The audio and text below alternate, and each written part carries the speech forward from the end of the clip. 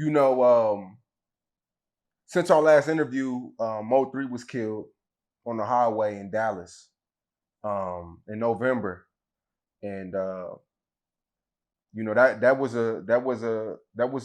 really hurt the scene to me. You know, Yayo going to jail, Mo3 getting killed. That really hurt the scene. Did y'all ever have any music? Who, me and Mo3?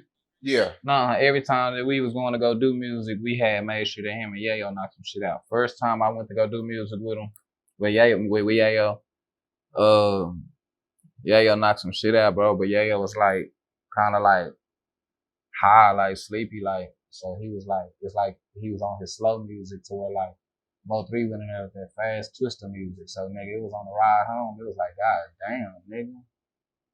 It was down there like a lost fight. Nigga was riding home like, man, that nigga ripped that whole fool. So when nigga finally got home, that nigga called Mo3 that next morning and said, you better not ever do me like that again. And he was just joking and shit. And he was like, nigga, pull the fuck up though, nigga. And so when Mo3 pulled up to Fort Worth, that nigga came to the studio and that nigga said, nigga, give me your best shit, nigga. Don't do no waiting, no holding on, nigga. Pull up one of your best motherfuckers. So I'm gonna add something to that shit. And he ripped the next song, you know what I'm saying? So that's why literally the energy that was going on when we was in the studio and stuff. But he'll hit me up here and they're like, nigga, your shit hard in the bitch. You know, as the city knows, Mo3 and Yayo didn't end. They didn't have the best relationship towards the end. Um,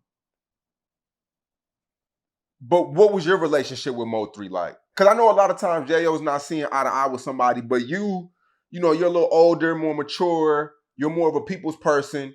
It's not always the same with Ronnie and Yayo's ops. Man, I ain't gonna lie to you. A lot of that real that rap shit, it be kind of like it be so much ego and shit in between here and there, bro. So street shit is real too, nigga. Like, nigga, you gotta be in the streets and a rap. Okay, but some people are not in both. So I ain't gonna lie. I see a lot of these people on some street shit.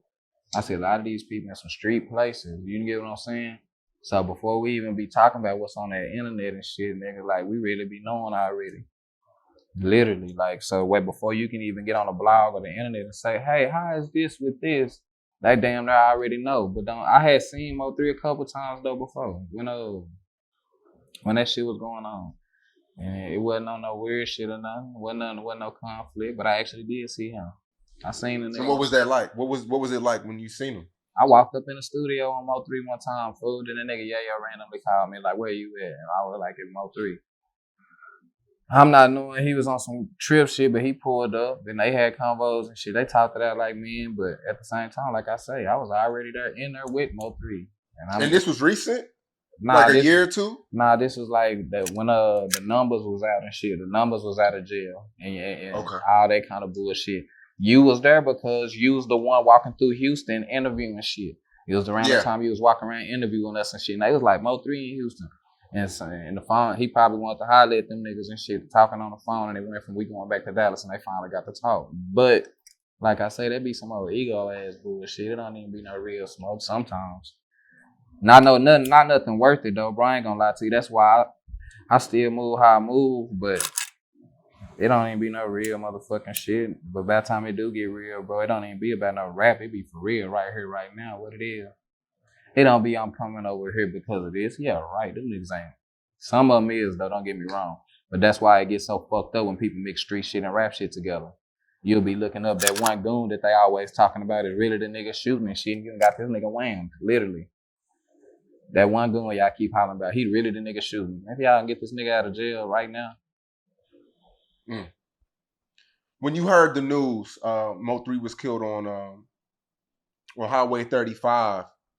And you know, we're in the social media age, so you actually got to see videos of, you know, Mo3 like laying on the highway. Then as time goes on, you start to see that he actually got out the car and tried to get the gun out the, you know, his, you know, under the floor or whatever.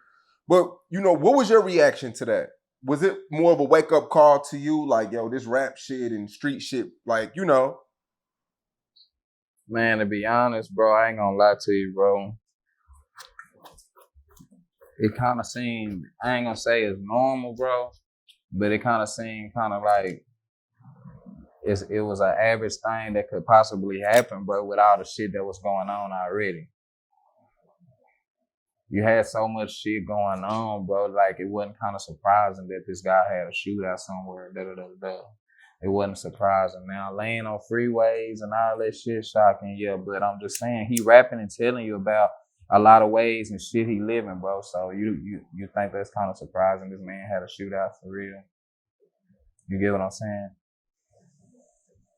That's all I'm saying. Like now, to other people, it is making them be shocking and crying and they sad and watching, being careful, bro. But like, come on, bro, you just having a using your platform to do these kind of things, and you know that's kind of like a backlash on what can possibly happen. And you know that he had a big platform. You feel what I'm saying? Just think about it, Cotton. You wake up every day and you making songs about somebody, or you making dead people songs, or you're gonna be in that kind of shit, you know what I'm saying? Win, lose, or draw, you might be in that kind of shit. That's all I'm saying. So I'm so deep into knowing that if you live like that, what kind of life you kind of damn near live. I kind of was looking at that like it's kind of almost average to happen.